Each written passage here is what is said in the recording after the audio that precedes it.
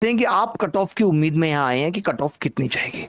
Cut off बताना same मेरे लिए बिल्कुल वैसा ही है जैसे वर्ल्ड कप से पहले ये बताना था कि रोहित शर्मा वर्ल्ड कप दिला पाएगा भारत को या नहीं, और सबका मानना था कि दिला पाएगा, खुद मोदी साहब का भी मानना था, लेकिन वो हार के आ गए थे। तो सेम ऐसे ही है, एकदम कट ऑफ बताना कि कौन जीतेगा कौन हारेगा ये अनुमान लगा पाना बिल्कुल वैसे ही है जैसे कि आपकी अभी भी नई शादी हुई है और 1 महीने बाद बहू घर से बाहर आके कहती है अरे जी खुशखबरी है खुशखबरी है, और आपकी सासू मां कहते हैं जी लड़का होगा। बिल्कुल ये तुक्का वैसे ही है जैसे कट ऑफ बताना। कोई दुनिया की ताकत इंक्लूडिंग एसएससी चेयरमैन भी कट ऑफ बताने की औकात नहीं रखते, यहां तक कि डीओपीटी के जो भाई साहब हैं, वो क्या नाम है, जितेंद्र सिंह साहब, वो कट ऑफ नहीं बता सकते, मोदी साहब कट ऑफ नहीं बता सकते, चाइना का पीएम कट ऑफ नहीं बता सकता, यूएस कट ऑफ नहीं बता सकता। दुनिया की कोई ऐसी ताकत नहीं है जो कट ऑफ बता सके। उसके बावजूद भी मैं आपको बता सकता हूं कि आज 26 तारीख को पेपर खत्म हुआ है, 150 यूट्यूब चैनल और 1000 ऐसे लोग आपको कट ऑफ बताते हुए मिल जाएंगे। कोई कहेगा 140 जाएगी, कोई कहेगा 130 जाएगी। जिसके नंबर 135 जा रहे हैं वो 130 वाली कट ऑफ से एकदम खुश हो जाएगा, यार सर ने सही बताई है, और सर के वीडियो को लाइक करके चला जाएगा। और जिसके नंबर 140 से कम आ रहे होंगे और किसी ने 140 कट ऑफ बताई, वो कहेगा पागल है मास्टर, इतनी हाई कट ऑफ बता रहा है, इतनी तो नहीं जाएगी। यानी कि आप अगर ये चाहते हो तो मैं आपको सबसे सिंपल एक बात बताना चाहता हूं, अगर आपके नंबर 120 आ रहे हैं तो आप मान लीजिए कि कट ऑफ 118 जाएगी। अगर आपके नंबर 125 आ रहे हैं तो आप मान लीजिए कि कट ऑफ 123 जाएगी। यानी आपको अपने नंबर से 2 नंबर कम मान के चलना है कि कट ऑफ जाएगी, और तैयारी करते रहना है। चाहे आप मेंस की करो चाहे प्री की रहो, पढ़ते रहो। कहने का मतलब है पढ़ाई में ब्रेक नहीं आना चाहिए, क्योंकि एसएससी इस बार नहीं निकला, कोई बात नहीं, अगली बार निकलेगा, उससे अगली बार निकलेगा। ऐसा तो है नहीं कि एसएससी नहीं निकलेगा तो जिंदगी खत्म ही हो जाएगी, बिल्कुल भी नहीं होगी। बहुत सारे लोगों का एसएससी नहीं निकला, अभी गणित पढ़ा के अच्छा कमा रहे हैं, आपके सामने एग्जाम्पल इतने सारे। तो आप भी कुछ ना कुछ कर ही लोगे, गणित नहीं जीएस पढ़ा लोगे, जीएस नहीं इंग्लिश पढ़ा लोगे, हो सकता है ना पढ़ा पाओ, ट्यूशन पढ़ा लोगे, ट्यूशन नहीं पढ़ा पाओगे, किसी कंपनी में प्राइवेट नौकरी कर लोगे। कुल मिला के कहने का मतलब है जीवन तो सबका चलेगा, 2 वक्त की रोटी ऊपर वाले ने सबकी लिख कर भेजी है।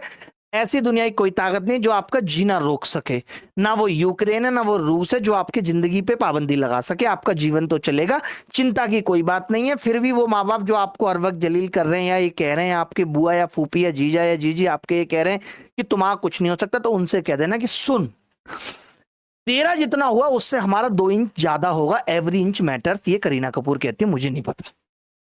तो कहने का मतलब आज की क्लास की शुरुआत की जाएगी कट ऑफ बताने में। देखिए दिक्कत क्या है वो समझिए पहले, कि मैं क्यों ऐसा कह रहा हूं कि कट ऑफ नहीं बताई जा सकती, मोदी साहब कट ऑफ नहीं बता सकते, in fact Amit Shah cut off नहीं बता सकते। उसकी वजह क्या है? अगर मैं इस वक्त ब्रह्मा जी को फोन लगा के पूछूं तो वो भी मेरे गाल पे थप्पड़ मार के कहेंगे पागल है क्या, कट ऑफ का आइडिया नहीं लगेगा।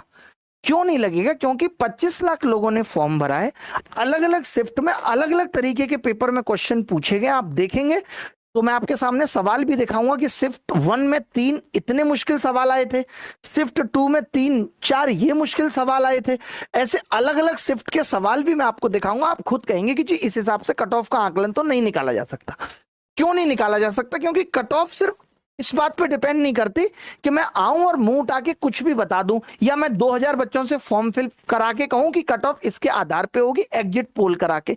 इतनी मेहनत क्यों करनी है? मैं बस आपसे जानना चाहता हूं। देखिए मीडिया चैनल्स को तो टीआरपी कमानी है, तो वो एग्जिट पोल करती हैं, इस पार्टी को जिताएंगी उस पार्टी को जिताएंगी, उनको चैनल पे चलाने के लिए कुछ तो चाहिए। बट हम लोगों को तो चैनल पे चलाने के लिए गणित है, विज्ञान है, इतना कुछ पढ़ाने के लिए हम कट ऑफ क्यों चलाएं?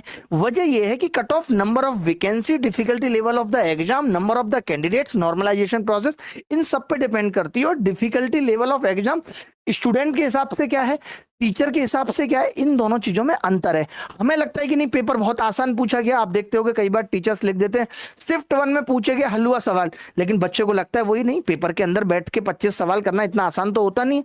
हम लोगों ने तो पेपर दिया है, पेपर निकाला है, तो बताए मैंने 5 बार सीजीएल प्री दिया है। मैं आपको बता दूं मेरे एक बार सिर्फ प्री में 50 में 50 नंबर आए और मेंस में कभी 100% नंबर नहीं आए, 197.5 पे अटक गया मैं। सोचो, जबकि मुझे ऐसा लगता था मुझे खूब गणित आती है।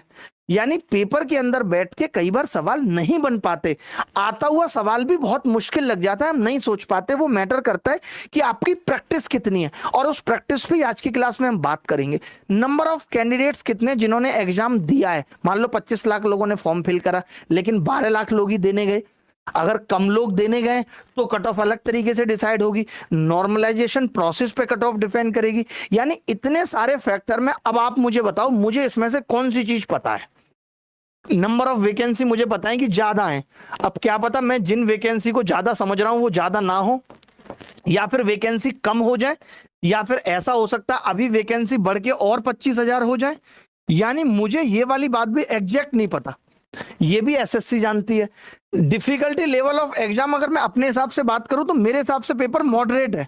अब हो सकता है बच्चों को इजी लगा हो, कुछ शिफ्ट बहुत आसान आ गई हो, क्योंकि मैंने मैक्सिमम शिफ्ट देखी है बट सारी नहीं देखी, और बच्चे जो सवाल बताते हैं वो मुश्किल वाले ही बताते हैं, इसीलिए मैं मॉडरेट कह रहा हूं। हो सकता है उन्होंने मुझे आसान सवाल ना बताए हो, तो मैं कैसे कट ऑफ डिसाइड कर सकता हूं। नंबर ऑफ कैंडिडेट्स कितने हैं, अब मुझे क्या पता, 25 लाख लोग, मुझे ये पता है फॉर्म भरा था, लेकिन अब पेपर के अंदर कितने लोग बैठे हैं नहीं पता। नॉर्मलाइजेशन में एसएससी इस बार सेम फॉर्मूला लगाएगी या फॉर्मूला चेंज कर देगी, ये भी मुझे नहीं पता। तो मैं कैसे बता सकता हूं कट ऑफ क्या होगी। हाँ ये जरूर है कि मेरे हाथ में इतनी लंबी सरस्वती रेखा है, और मैं जो बोलता हूं मुझे लगता है मैक्सिमम चीजें सही हो जाती है। पिछले 1 साल में तो वो भी नहीं हुई है, अगर वो नहीं हुई है तो फिर ये भी उत्तर खट गया कि मैं कट ऑफ कैसे बताऊं। फिर भी मुझे ऐसा लगता है मैंने जितने बच्चों से बात की, सब कुछ किया, उसके आधार पे मैं लगातार बिना बच्चों की बात की हुई भी, यानी मैं पेपर से पहले भी कट ऑफ बता रहा था, क्योंकि मेरा इन चारों फैक्टरों में से कुछ पता नहीं है। तो मेरा आइडिया कट ऑफ का अभी भी वही है कि कट ऑफ 120 से 130 के बीच में रहनी चाहिए, इससे कम नहीं जाएगी, इससे ज्यादा जा सकती है। 131 जा सकती है, 132 जा सकती है मैक्स टू मैक्स, या 126 127, मुझे ऐसा लगता है कट ऑफ रहनी चाहिए।